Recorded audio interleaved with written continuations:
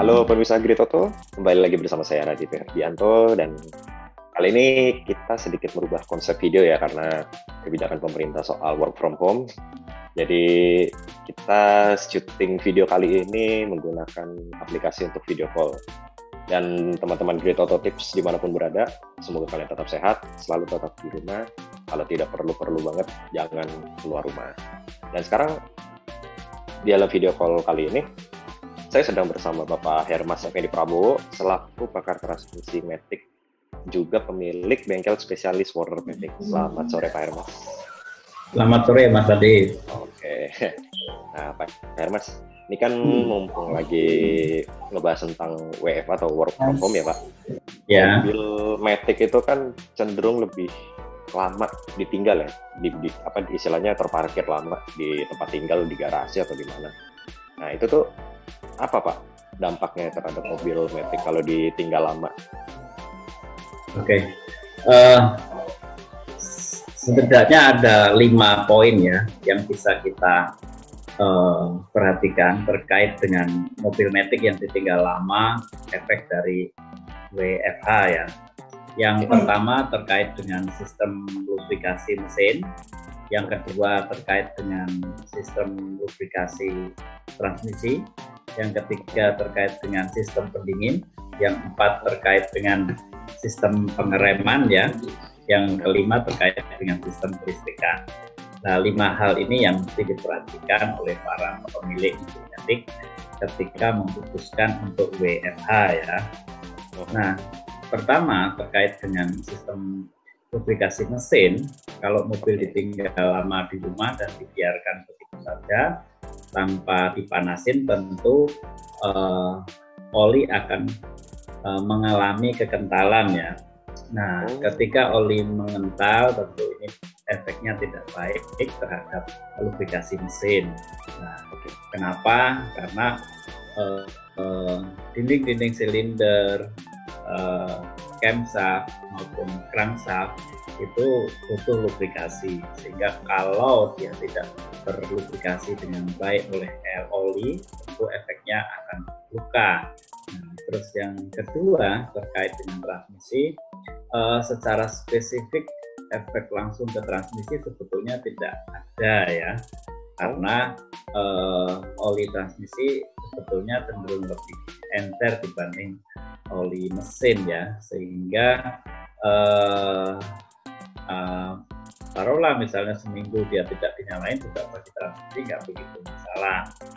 Terus belum lagi oli transmisi kan yang melubrikasi di area transmisi itu sifatnya tidak seperti mesin yang dari atas dari cam terus dia oli turun ke bawah netes gitu ya. Kalau transmisi kan cenderung posisinya mendatar ya, sehingga pengaruhnya tidak begitu signifikan. Terus tidak akan ada pengendapan ya Pak?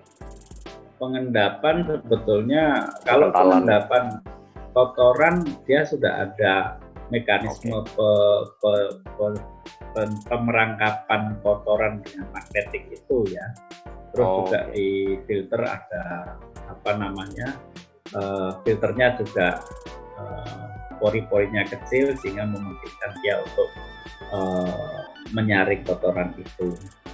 Terus terkait dengan sistem pendingin ya, tentu AC kalau nggak nyala, kompresor jadi tidak hidup, tentu juga ada efek ya. Terus terkait dengan sistem kelistrikan ya, biasa nih kalau mobil ditinggal lama nggak dinyalain kan kadang si tikus jadi beraksi ya.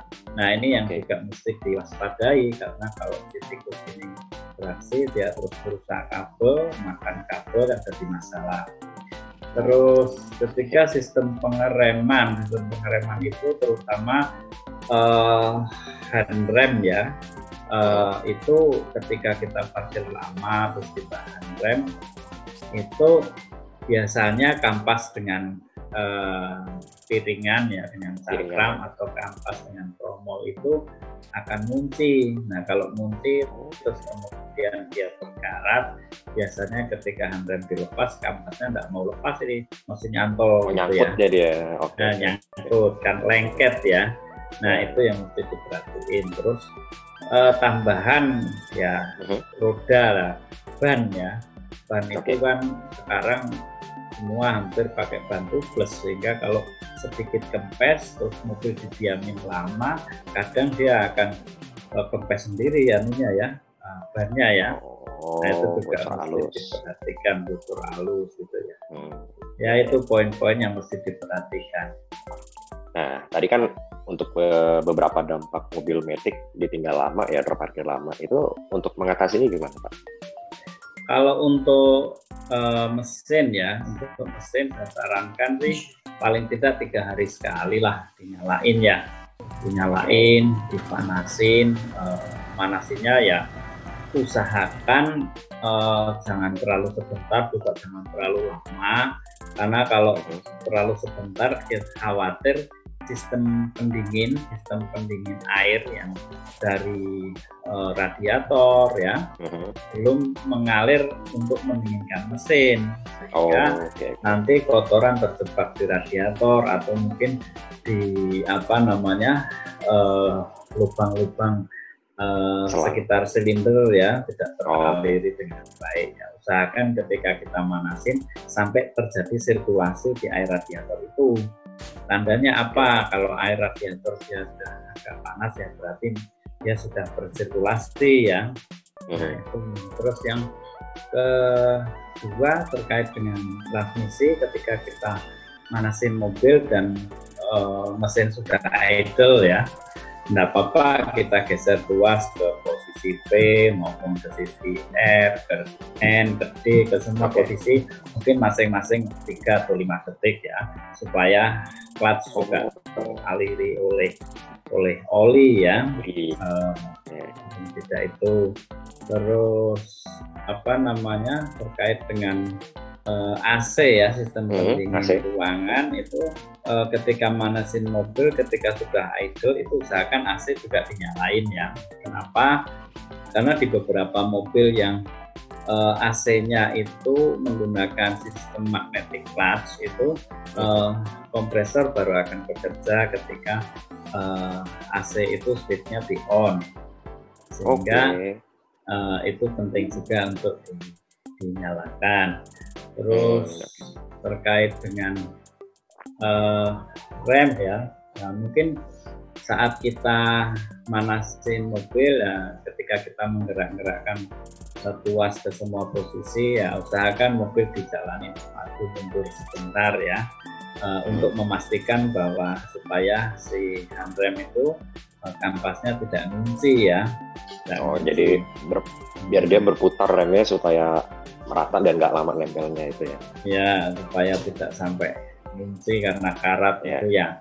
Terus untuk ban ya, kalau memang sudah agak sedikit berkurang ya, sebaiknya ditambahin tekanannya supaya kalau kita butuh sewaktu-waktu kita bisa pakai mobil itu gitu kan. Ya. Itu bisa standby ya, mobil bisa langsung jalan. Bisa langsung jalan, jangan sampai baru mau jalan bannya kempes gitu ya. Yang penting juga untuk sistem kelistrikan itu, terutama sistem kelistrikan, usahakan dipastikan memang mobil itu terparkir di tempat yang betul-betul aman dari jangkauan tikus ya.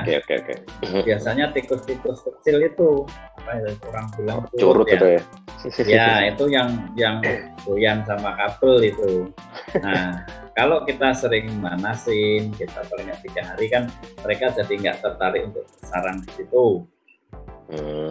Atau bisa saja pakai ada yang bilang pakai buah bintaro lah, pakai apa untuk mengusir itu, karena memang tikus ini nggak bisa diprediksi, tahu-tahu dia bersarang gitu aja. Ya. Oke, Pak Irwas, mungkin untuk video kali ini sampai di sini dulu, Pak. Karena ya, jadi memang untuk teman-teman yang udah nonton video ini, mungkin bisa klik like dan subscribe di channel Gitoto Tips. Dan terima kasih juga untuk Pak Irwas untuk penjelasan. Oke, terima kasih teman-teman Gitoto Tips. Sampai bertemu di video selanjutnya.